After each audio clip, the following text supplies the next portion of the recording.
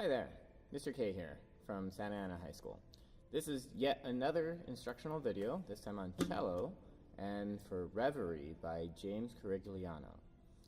I'll do my usual play down and then break it up into chunks at the end so that you have something to look forward to with your practice.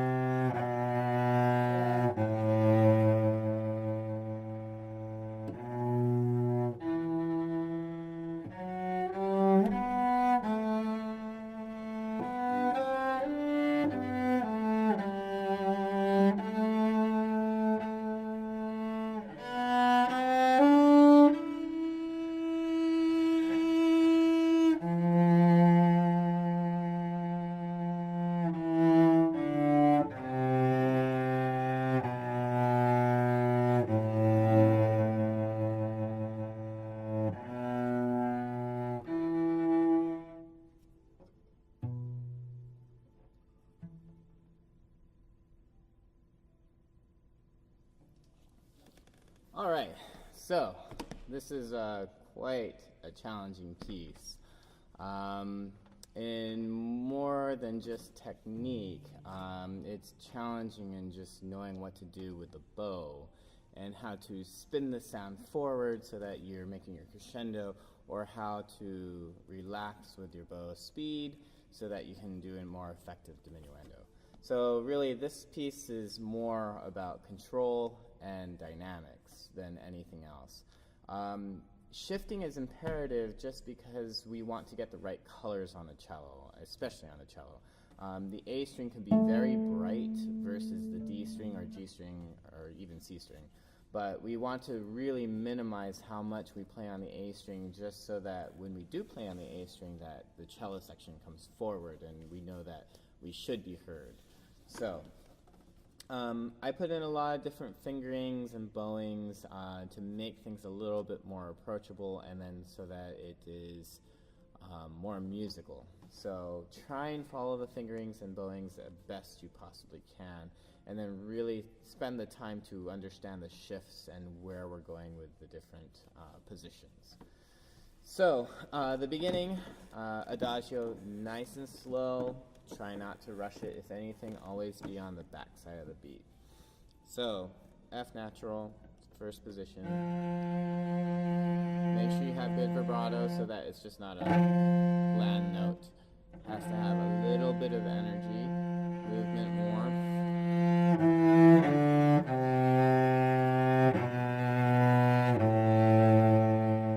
And then when we get to those tenutos, it's marked with the TEN period on top of the notes. Those tenutos need to hold for its fullest value. And many people interpret this, in this particular piece, to hold it even beyond the fullest value and just to stretch time just a little bit more. And that's all up to the conductor's discretion or teacher's discretion. So make sure that you're looking up and you're following the conductor. But just be aware that it could possibly mean to hold out for fuller value. And know it's at the end of the crescendo, so you should be giving more to every note until the downbeat.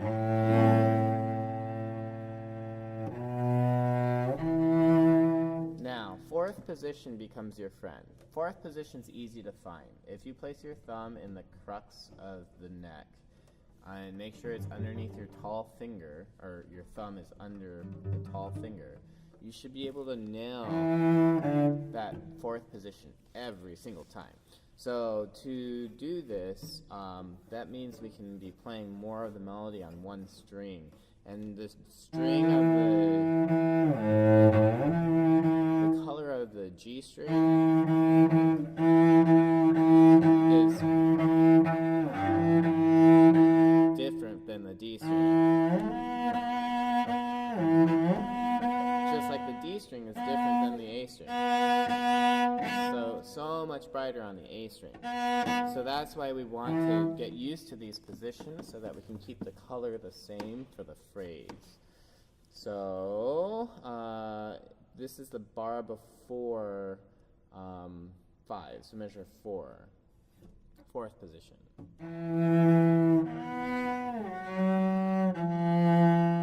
Notice it says shift back.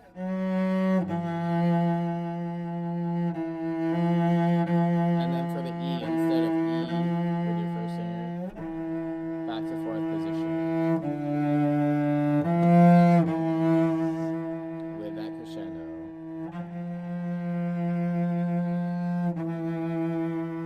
And then here we have C sharp. So your first finger is set on C, but if we extend it back, then we can get that half step. So the spacing of 1, 2, 3, move your first finger back so that it's extension here, and you'll get that C sharp. And then shift a half step back for C. And then you're back to first position, right? So that's probably one of the trickiest sections. Extend, and then C.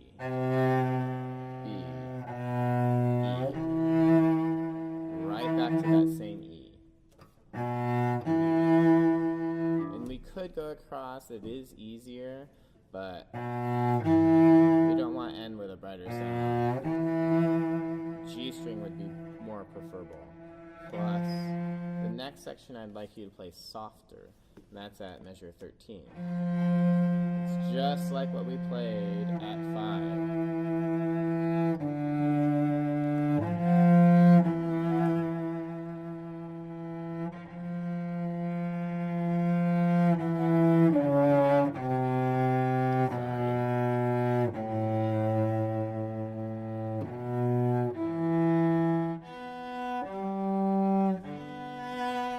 This is the time where we can start moving towards the A string, just because we're going to get to the tune. And it's all cello.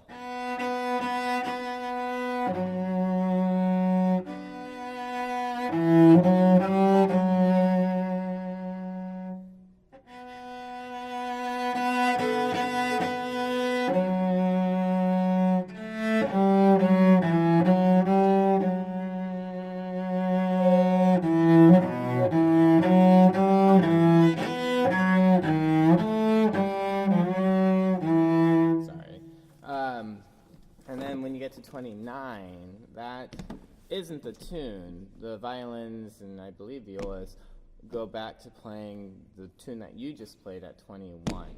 Now, 21 is divisi, so we will have the bottom part divided. It's not as challenging.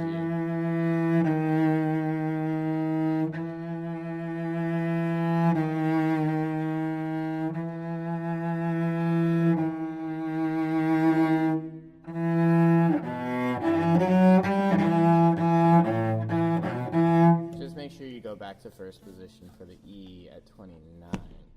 But I'm not too worried about the bottom part because you're going to audition on the top part. So practice the top part, and then we can easily divide it once we get into the orchestra. 29. So don't rush. I wrote it into your part. Make sure those eighth notes always feel like they're pulling the rest of the orchestra back. Don't let everyone speed up. You become the metronome. So if our metronome rushes, then the whole piece is going to rush.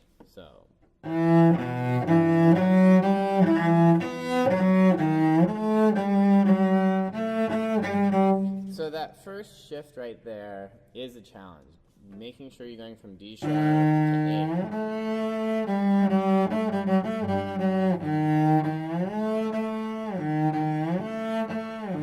So when you practice your shifts, make sure you know what your first finger is playing. In this case, it's an F sharp. F sharp, G, A. You can play the F sharp here in first position that you know.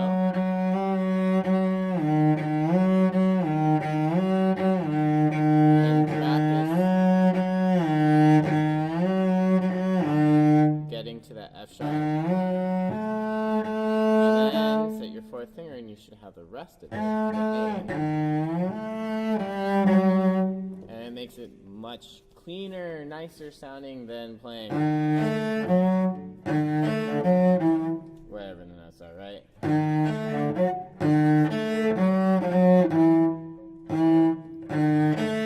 Just that A string sticks out. So we're trying to avoid open A's here.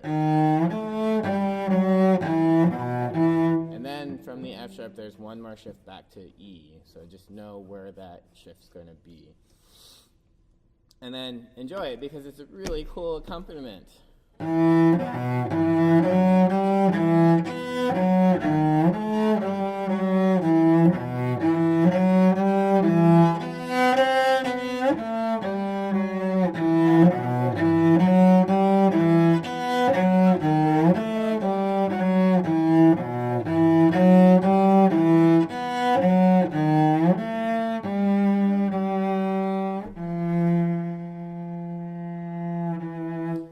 I put in crescendos and diminuendos so that there's a little bit of a ebb and flow to this, so it's not just straight eighth notes all the way through.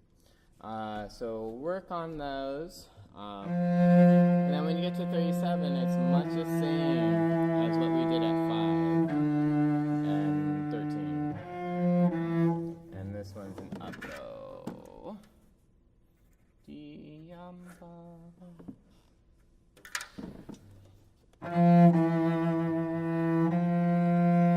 Here's that same extension back.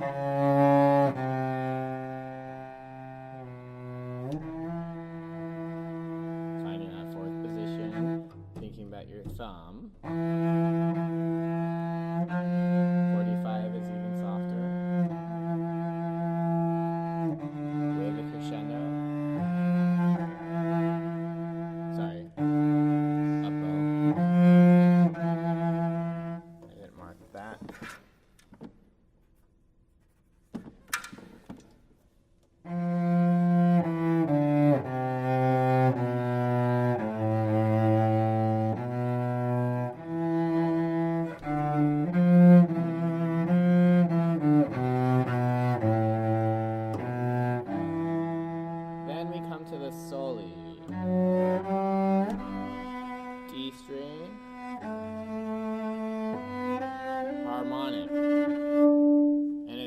pull this off, then it'll be amazing.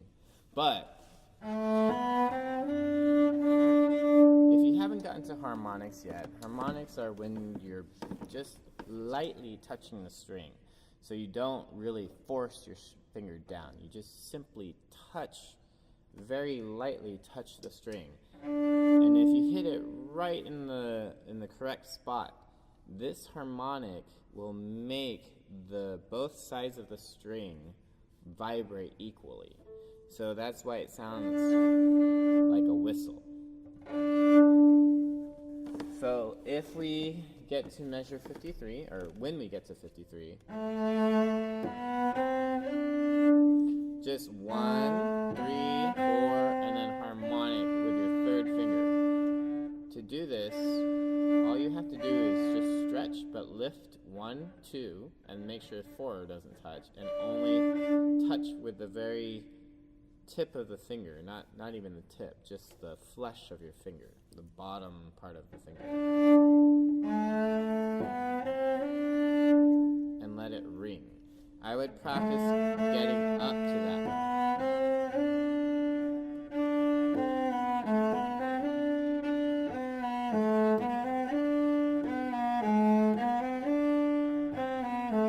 And then if you can go up and down, then you can just do the melody.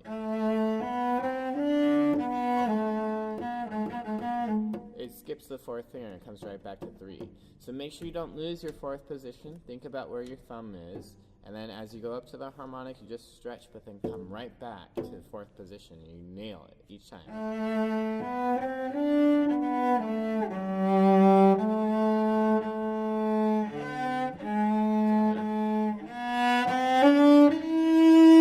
And then we have big crescendo at the end. So that we can go to the A string. So this is the soli, pick up to 53. Sorry.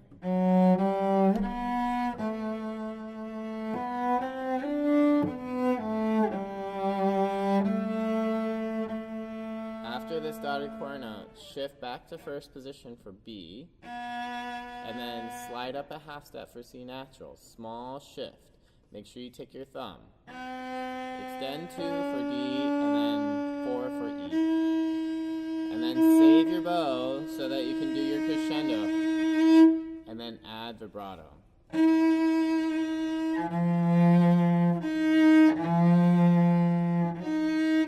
The next note is F. If you have that extension down, F is really right across from C. So where we shifted from B to C, extend to 4, if we remember where that first finger was, we just have to make sure we go across to the D string. Now keep in mind that as you go to the D string, it feels lower. You have to get a little bit lower this way. So make sure that you stretch it back enough so that it stays in tune. And then listen for the notes too. So one more time, soli. Sorry, I keep doing that.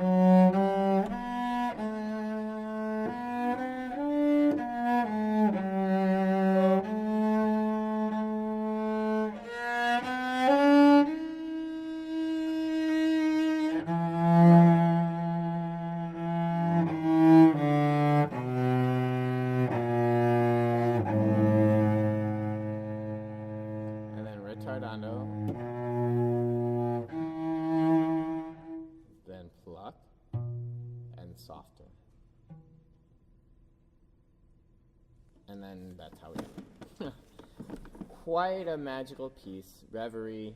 It means to think. So just ponder. So hopefully this video is a little bit helpful, informative. This is a lot to take in, a lot to do. So make sure you practice before you submit your recordings and really find out those positions and how to get around your cello. Otherwise, if we don't do the positions, it doesn't sound as beautiful. So good luck and happy practicing.